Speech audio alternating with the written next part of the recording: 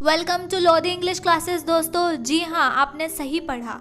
घर बैठे इंग्लिश सीखिए और मास्टर बनिए एंड इंग्लिश में एक्सपर्ट बनिए ताकि आप बेसिक इंग्लिश चीज़ें अच्छे से सीख सको। और ये काफ़ी बिगनर फ्रेंडली वीडियो होने वाला है और हम एक प्रीमियम इंग्लिश का कोर्स लॉन्च कर रहे हैं और ये उसका फर्स्ट चैप्टर है। हम डेली वीडियोस अपलोड करेंगे, इसलिए वीडियो में बने रहिए और इंग्लिश में परफेक्ट बनते रहिए। वीडियो में आगे बढ़ने से पहले मैं आप सभी लोगों से एक छोटी सी विनती करना चाहूँगी और चैनल को सब्सक्राइब कर दीजिएगा और उसके ही बाद उन्हें वो दबा दीजिए क्योंकि ये प्रीमियम कोर्स है दोस्तों। डेली वीडियोस अपलोड और आपको अगर इंग्लिश में मास्टर बनना है, अगर आपको इंग्लिश मट बनना है ताकि आप लोगों को मुंह तोड़ जवाब दे सके। और ये काफ़ी ईजी लैंग्वेज है, ऐसा कुछ नहीं है कि मुझे नहीं आता वगैरह वगैरह। हम आपको गारंटी देते हैं कि ये कोर्स के बाद आपको इंग्लिश में बेहतर बनने से कोई नहीं रोक सकता। तो अभी के अभी चैनल को सब्सक्राइब कर दीजिएगा, बेल आइकन दबा दीजिएगा। तो चलिए शुरू करते हैं बिना किसी देरी के। तो आज हम वीडियो में ये 3 मुख्य चीज़ें सीखेंगे। Use of Hindi alphabets in English language, मतलब हिंदी जो अक्षर है उनका इंग्लिश भाषा में कैसे उपयोग होता है और हम कैसे रिलेट कर पाते हैं और सीखने को भी आसान होता है इसी वजह से। उसके बाद हाउ टू ग्रीट पीपल, मतलब नमस्ते, शुक्रिया वगैरह ऐसी चीज़ें हम इंग्लिश में कैसे बोलते हैं। एंड खुद के बारे में परिचय कैसे देते हैं, मतलब सेल्फ इंट्रोडक्शन कैसे देते हैं इंग्लिश में। तो सबसे पहले हम देखेंगे use of Hindi alphabets in English language.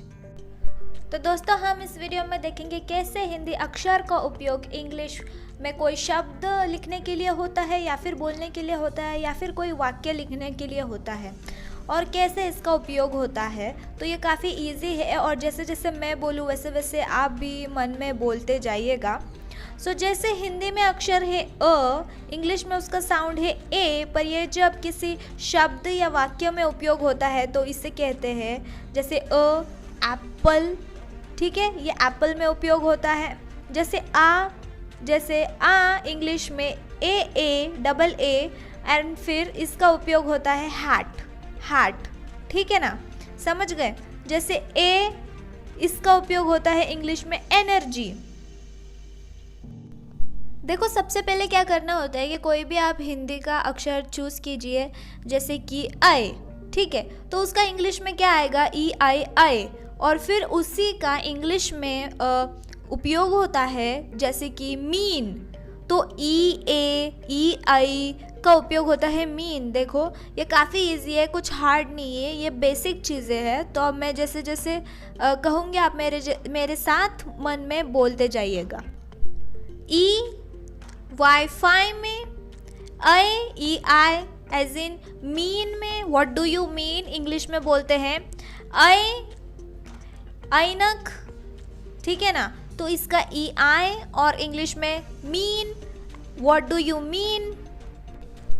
अगला अक्षर है ए, इसका आएगा स्पेलिंग ए आई और ये इसका उपयोग होता है क्लासमेट पेंसिल, और यहाँ पर जो लिखा है मेट, इसका मतलब है अगर कोई हमारे क्लास में है या फिर कोई हमारे ऑफिस में है तो हम उसे कहते हैं ऑफिस मेट या फिर क्लासमेट, ठीक है, जो हमारे साथ में है, जो हमारे साथ में काम करता है। नेक्स्ट अक्षर है ई, इसका आएगा इंग्लिश में स्पेलिंग आई या फिर ई आई भी आ सकता है और इसका उपयोग हम करेंगे हिस्ट्री, जैसे कि फ़ोन की history, calling history, call log history. Next है ओ, इंग्लिश में स्पेलिंग है ओ और इसका उपयोग होता है होम बोलने में। नेक्स्ट है ड, इंग्लिश में स्पेलिंग है D A as in Delilah, okay, ये कोई सिटी का नेम लगता है, लेकिन ड इट्स लाइक डॉली भी यूज़ कर सकते हैं। नेक्स्ट है ढ, ठीक है, इसकी स्पेलिंग आएगी DHA और ये कोई भी, जैसे कि यहाँ पे लिखा है एडवर्ड हंसेन, बट ये इंग्लिश वाक्य है तो मैं आपको बताऊंगी कोई और वर्ड, जैसे ध, ओके, इट्स लाइक ढोलकपुर या फिर DHA से धामन, ऐसे कोई स्पेलिंग है, यहाँ पे ढ का उपयोग होता है। नेक्स्ट है फ, स्पेलिंग है FA और जैसे कि फास्ट में इस फ का उपयोग होता है। तो नेक्स्ट अक्षर है भ, इसका इंग्लिश में स्पेलिंग है BHA और यहाँ पर वर्ड है बॉब हंसेन, लेकिन हम कोई इंडियन नाम लेते हैं जैसे कि भास्कर, तो भ का उपयोग भास्कर शब्द में होगा। नेक्स्ट है च, इसका इंग्लिश में स्पेलिंग है CA। देखो इंग्लिश के रूल्स के हिसाब से हम काफ़ी बार जो H होता है वो साइलेंट होता है, इसलिए यहाँ पर कैलिफोर्निया लिखा है और हम इसे कैलिफोर्निया ही प्रोनाउंस करते हैं, ना कि कैलिफोर्निया। देखो ये इंग्लिश ग्रामर के रूल्स है तो हमें उनके हिसाब से चलना पड़ता है। नेक्स्ट है छ, इसका स्पेलिंग है CHHA और ये एक वाक्य है रिच हंसेन। रिच मतलब अमीर, तो इसमें छ का उपयोग होता है। मैं आशा करती हूँ कि आप सब लोग समझ रहे हैं मैं कैसे उच्चार कर रही हूँ और इसका इस्तेमाल कैसे होता है। तो नेक्स्ट अक्षर है ओ, इसकी स्पेलिंग है OU और इसे हम माउस में यूज़ करते हैं। नेक्स्ट है ऊ, स्पेलिंग U और इसका उपयोग होता है अल्टीमेट। ठीक है, अल्टीमेट से बेटर मैं आपको अम्ब्रेला, ठीक है, अम्ब्रेला में भी U का उपयोग होता है, ठीक है, और YOU में भी U का उपयोग होता है। नेक्स्ट है B, स्पेलिंग है B और इसे हम यूज़ करेंगे बॉल या फिर बास्केट शब्द के लिए। इसका स्पेलिंग आएगा FA, ठीक है। यहाँ पर फिनलैंड जो कि एक जगह लिखा है, इसलिए यहाँ पर स्पेलिंग FI लिखा गया है। इसका फ का FA आएगा, फू का FU आएगा, फी का FI आएगा, ठीक है, आप समझ रहे हो। आई होप ये काफ़ी इजी है बच्चों, देखो। नेक्स्ट है ग, इसका स्पेलिंग है GA, तो ये गैलेक्सी में उपयोग होता है। गैलेक्सी मतलब जो यूनिवर्स में, जो यूनिवर्स को ही गैलेक्सी कहते हैं। नेक्स्ट है घ, इसका स्पेलिंग है GHA और घना, यहाँ पे घना जंगल, तो जो घना जंगल का घ है वो घ से लिया है। नेक्स्ट है ओ, तो इसका स्पेलिंग है OI, ठीक है, इसे ओ बोलते हैं, तो इसका उपयोग होता है मॉइस्चर। देखो मॉइस्चराइजिंग क्रीम, हमने काफ़ी बार ये एड्स में सुना होगा, तो इसका उपयोग यहाँ पे होता है। नेक्स्ट है ओ, ये दोनों काफ़ी सिमिलर है बच्चों, तो इसका स्पेलिंग है OII और ये जैसे कि ऑयस्टर, इससे बेटर मैं आपको एग्जांपल दे सकती हूँ ऑयल का, तो ये दोनों काफ़ी सिमिलर है। नेक्स्ट है ऊ, इसका स्पेलिंग आएगा W और इसका उपयोग किया है नून शब्द में, जैसे कि गुड आफ्टरनून, हम विश करते हैं गुड आफ्टरनून, तो ये वो वाला नून है। नेक्स्ट अक्षर है ग, इसका स्पेलिंग है GA या फिर GHA, यहाँ फिर घिस्टापो सॉरी, यहाँ पर लिखा है, ये कोई जगह का नाम लगता है। तो नेक्स्ट है HA, जैसे कि हैंड, JA और जकार्ता, ये भी कोई जगह है। नेक्स्ट है झ, स्पेलिंग JHA, सारे जहां से अच्छा, तो जहां में का झ है ये। KA, जैसे Kashmir, KHA, my name is Khan. इसका स्पेलिंग है KHA, यहाँ पे KHI है क्योंकि यहाँ पे एक इंग्लिश शब्द का उपयोग किया है जो है ब्लैक स्टोरी, इसीलिए ये एक इंग्लिश शब्द है। उसके बाद है ल, उसका स्पेलिंग है L एज इन लव। उसके बाद है र, जिसका एक्चुअली स्पेलिंग है LI, क्योंकि र को इंग्लिश में L ही लिखते हैं, जैसे कि लिंक, कोई भी लिंक।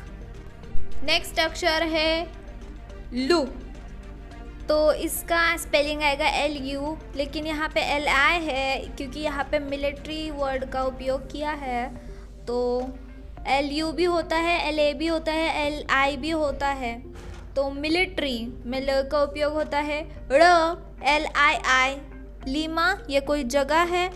ल, ये भी ल जो सबसे पहले वाला ल है और जो नीचे वाला ल है, दोनों सिमिलर ही है, तो उसका स्पेलिंग है LII। और जैसे कि ये यूज़ होता है ब्रैडली में या फिर ब्रोकली में, ब्रोकली ये एक सब्जी है।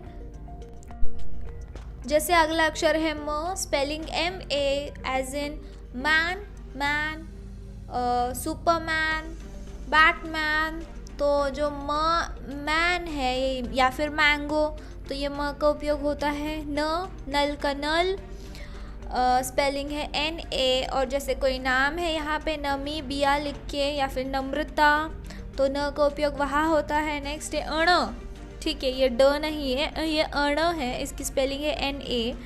और देखो ये अण का उपयोग इतना हिंदी में नहीं होता है, हम इतना करते नहीं है लिखते टाइम, लेकिन यहाँ पे हुआ है इसका उपयोग। तो ये जो स्टैनलन है, स्टैनलन, तो यहाँ पे अण का उपयोग हुआ है। ओम, इसका स्पेलिंग है OMS, क्योंकि यहाँ पे टॉम्स बुक लिखा है, तो टॉम बोलने के लिए, देखो टॉम किसी कुत्ते का भी नाम होता है, तो टॉम में ओम का इस्तेमाल किया जाता है। नेक्स्ट है प, स्पेलिंग PA, जैसे पनरमा, पूर्णिमा, पूर्णिमा के लिए स्पेलिंग PO होगा, लेकिन अक्षर प से ही उपयोग हुआ है। नेक्स्ट है क, ठीक है, स्पेलिंग है QI, तो इसका इस्तेमाल है किंग, ठीक है। र, स्पेलिंग RA, जैसे रैंक, कितना रैंक आया, first rank, second rank, third rank, र का इस्तेमाल हुआ है। नेक्स्ट है रू, लेकिन यहाँ पे रिंग में इस्तेमाल हुआ है, इसलिए स्पेलिंग RI लिखा है, या फिर र का स्पेलिंग RA हो सकता है, रू का स्पेलिंग RU, ठीक है। नेक्स्ट उसके बाद भी र ऐसा है, तो इसकी स्पेलिंग भी RI है, और यह है रिस्क में इसका इस्तेमाल किया गया है। नेक्स्ट अक्षर है श, स्पेलिंग SHA, जैसे वॉशिंग हैंड, डिश वॉश, तो षटकोण, ठीक है। ट, स्पेलिंग TA, एंड जैसे टोमेटो, तामरा, ये कोई सिटी का नाम है, त, ठीक है, स्पेलिंग TA। देखो ये ट अलग है और ये त अलग है, तो यहाँ पे ये जो मैट एलन है, यहाँ पे आगे वाला ऊपर वाला ट का इस्तेमाल हुआ है, या फिर टी भी बोल सकते हैं, मैटर नहीं करता क्योंकि इंग्लिश में सिर्फ एक ही टी है। अगला अक्षर है व, स्पेलिंग VA, वास्ट, एम्पायर, ठीक है ना, व का उपयोग होता है। नेक्स्ट है य, स्पेलिंग YA, यार्ड, यार्ड का मतलब है फार्म यार्ड, फार्म यार्ड का मतलब है खेत, और यार्ड का मतलब है कोई भी ग्राउंड, ठीक है। नेक्स्ट है ये भी दोनों सिमिलर ही है, इसका यहाँ पे स्पेलिंग बताया है YI, लेकिन इसका स्पेलिंग है YI, क्योंकि यहाँ पे ईयर में यूज़ हुआ है इसीलिए। शाबाश, आपने पहला पड़ाव अच्छे से सफलतापूर्वक पार कर लिया है, और आप ऐसे ही इंग्लिश चीज़ों को हिंदी अक्षरों से रिलेट करते जाओ, फिर आपकी इंग्लिश इससे काफ़ी स्ट्रॉन्ग रहेगी और आपको याद करने में भी आसानी रहेगी। तो हम नेक्स्ट चलते हैं। नेक्स्ट टॉपिक हमारा है किसी भी हमारी भावनाओं को या फिर नमस्ते, हेलो, ऐसे चीज़ों को या फिर फीलिंग्स, इमोशंस को हम इंग्लिश में कैसे व्यक्त करें। ठीक है, तो हम सभी बच्चों को मैम रिमार्क देती है रिपोर्ट कार्ड पे, या फिर जब भी हम बुक चेक कराते हैं तो मैम बोलती है या फिर सर बोलते हैं एक्सीलेंट। एक्सीलेंट मतलब कमाल कर दिया, फंटास्टिक। देखो कोई भी रियलिटी शो के जजेस बार बार बोलते हैं फंटास्टिक फंटास्टिक, मतलब वाह यार तुमने क्या परफॉर्मेंस दिया है। गुड मतलब वाह, ठीक है, गुड मतलब अच्छा, तो यहाँ पे लिखा है वेरी गुड मतलब बहुत अच्छा, वेरी एक्सीलेंट मतलब बहुत ही ज़्यादा बढ़िया, वेरी थैंक्स, थैंक्स मतलब शुक्रिया, वेरी मतलब बहुत, तो बहुत शुक्रिया। तो बच्चों पहले दूसरे वाक्य पर आप ध्यान दीजिए, फिर उसके बाद आप उसके ऊपर जो वाक्य लिखा है उस पर ध्यान दीजिए, ठीक है।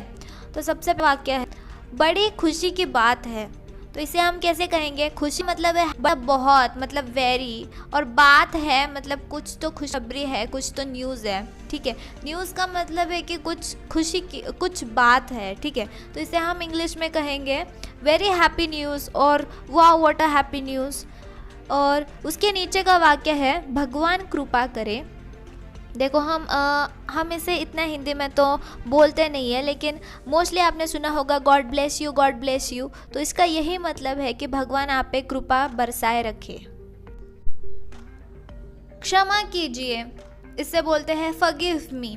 देखो ये काफ़ी इजी वाक्य है, जो कि आपके भावनाएं बताते हैं, तो आपको इसका इस्तेमाल करना ही चाहिए क्योंकि ये काफ़ी बेसिक है और अभी इतना बेसिक तो हर किसी को आना ही चाहिए। तो मेरे साथ आप भी बोलिए और आप ट्राई कीजिए कि आप इसे आपके डेली जीवन में रोज़ रोज़ बार बार इस्तेमाल करें। तो नेक्स्ट वाक्य है क्षमा कीजिए, इसका मतलब है हमें माफ़ कर दीजिए एंड इसे इंग्लिश में कहते हैं फॉरगिव मी। उसके बाद क्या तुम्हें शर्म नहीं आती, ठीक है, क्या तुम्हें शर्म नहीं आती, तो शर्म का मतलब है शेम, अशेम्ड। तो इसका इंग्लिश में होगा are you not ashamed, are you not ashamed of your self. Next है दीपावली। दीपावली को इंग्लिश में भी दिवाली कहते हैं, लेकिन जो शुद्ध हिंदी है उसे दीपावली कहते हैं, सॉरी। तो नव वर्ष की शुभकामनाएं, नव न्यू वर्ष मतलब ईयर और शुभकामनाएं का मतलब है ग्रीटिंग, ठीक है। तो उसके बाद है बधाइयाँ। बधाइयाँ तुमने किया वह बहुत अच्छा हुआ, इसका मतलब है शाबाश, congratulation, you have done a good job. तो हम लोग कई बार अपने दोस्तों से या फिर रिश्तेदारों से पूछते हैं और वो भी हमें पूछते हैं सब कुशल मंगल, सब ठीक है ना। तो इसका इंग्लिश में होता है well is it okay, are you okay, are you feeling well, ठीक है। तो जब भी आप किसी को पूछना चाहो कि सब ठीक है ना, तो आप प्रिफर कीजिए कि आप पूछोगे are you okay, are you fine, ठीक है। नेक्स्ट है तुम्हारा मंगल हो, तुम्हारी जय हो, मतलब ये सामने वाले को प्रेज़ करने के लिए होता है, जैसे कि अपने दादा नानियाँ हमें प्रेज़ करते हैं। तो इसका इंग्लिश में है all is well for you, success is always yours, या फिर आप बोल सकते हो keep up the good work, यह आपने काफ़ी बार सुना होगा। दुख की बात है, ठीक है, सो इन न्यूज़ हम ऐसे भी बोल सकते हैं। उसके बाद है अशांति के लिए क्षमा करें, it means sorry to disturb you, sorry for the disturbance. भगवान करे आपकी कष्ट जल्दी पूर्ण हो, तो ये वही गॉड ब्लेस यू वाला है, लेकिन इसका मतलब है कि भगवान करे आपके जो मनोकामना है, जो भी इच्छाएं है आपकी, वो पूरी हो। तो इसे इंग्लिश में कहते हैं may God bless you to fulfil your wishes. May God मतलब भगवान चाहे, ब्लेस यू मतलब आप पे वो कृपा बरसाए रखे, टू फुलफिल योर विशेस का मतलब है कि आपके पूरे मनोकामना है वो पूरे करें। इसका नेक्स्ट है हाय, बाप रे, इंग्लिश में अलस, ओ गॉड व्हाट हैपेंड। फिर मैं हिंदी भी जानता हूँ, फिर का मतलब है बट, में का मतलब है आई, हिंदी भी जानता हूँ का मतलब है but I know Hindi also, but I know, ठीक है। अगर हमें कुछ भी बोलना है तो हम इस आई नो का इस्तेमाल ज़रूर कीजिए दोस्तों, ठीक है ना। उसके बाद है मैं छोटों से प्यार करता हूँ और बड़ों का आदर सम्मान करता हूँ, तो इसे इंग्लिश में बोलेंगे I love my youngers and respect my elders. So I love my country, ये हमारे प्लेज में है, तो ये वाक्य भी प्लेज में है। मुझे लगता है, क्या लगता है भाई मैं आई लगता है मीन्स आई फील, ओह क्या शानदार है, ओह व्हाट एन एक्सीलेंट, शानदार मतलब बहुत बढ़िया, बहुत आकर्षित, तो इसका होगा इंग्लिश में एक्सीलेंट, ठीक है। मुझे प्यारा लग रहा है मतलब मुझे अच्छा लग रहा है, तो आई फील लवली, मुझे मतलब मैं, प्यारा मतलब नाइस, ग्रेट, फाइन, लवली, लग रहा है मतलब फील, इसलिए हम बोलेंगे आई am feeling nice, I am feeling great, I am feeling lovely. यह बेकार है मतलब यह बेकार का काम है, बोरिंग काम है, तो इंग्लिश में बोलेंगे it's board, it's useless work, ठीक है ना। भगवान प्यार है, भगवान गॉड है मतलब इज, ठीक है, तो भगवान प्यार है, गॉड इज लव।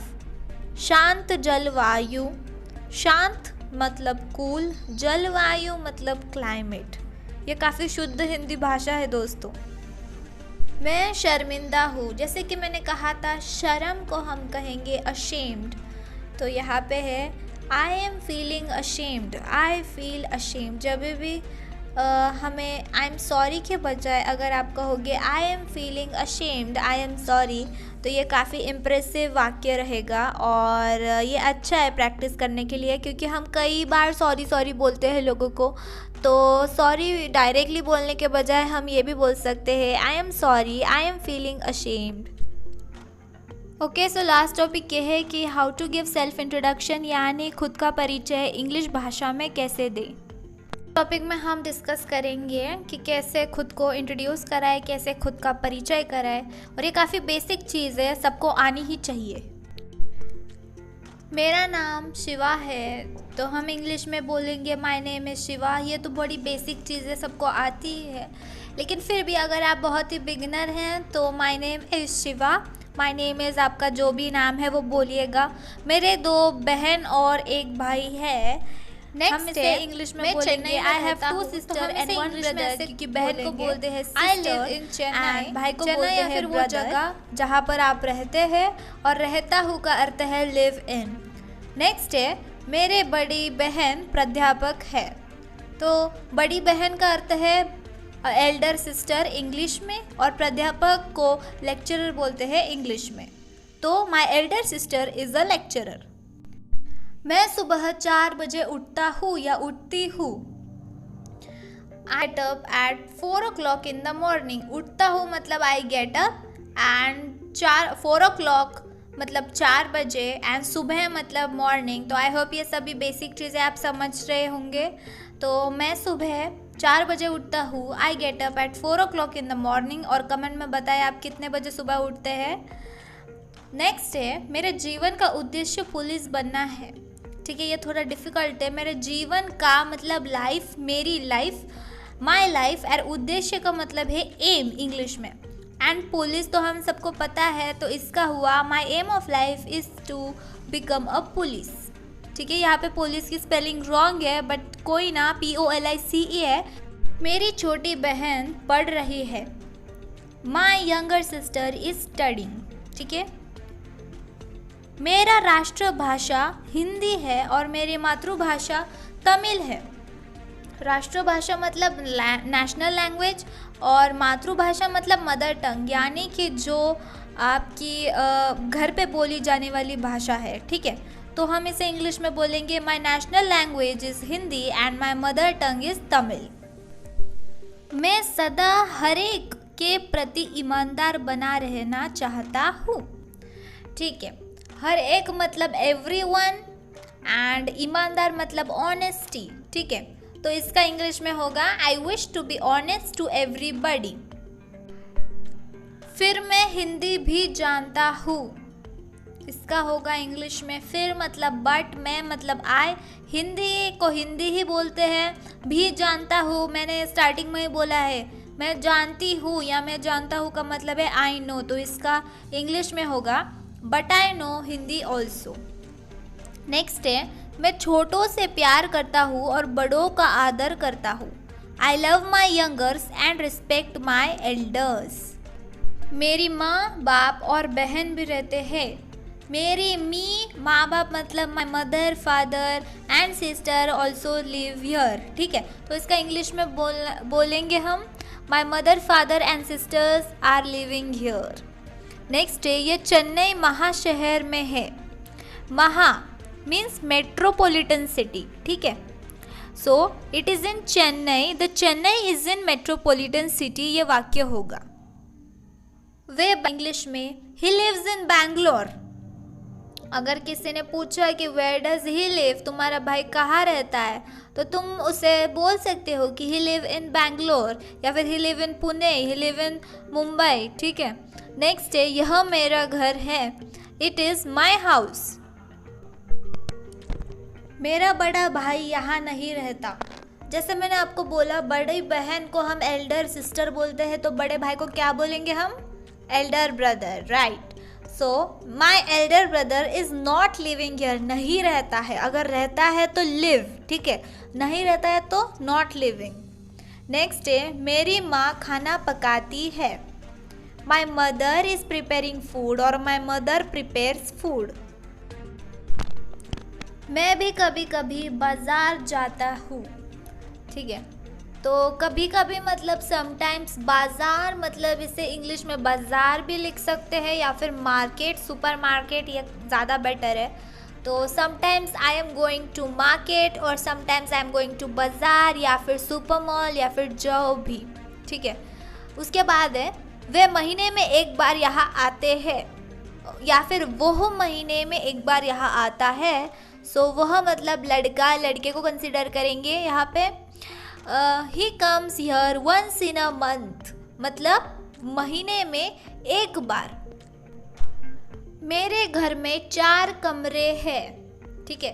मेरे means my house has 4 rooms या फिर there are 4 rooms in my house, ठीक है। वह बाज़ार जाता है और चीज़ें लाता है। मैंने कहा था सो ही गोज़ टू बाज़ार और supermarket and buys things, मतलब चीज़ें। रमेश घर का नौकर है, ठीक है। नौकर को हम इंग्लिश में बोलेंगे सर्वेंट और अगर फीमेल नौकर है तो हम बोलेंगे मेड, ठीक है।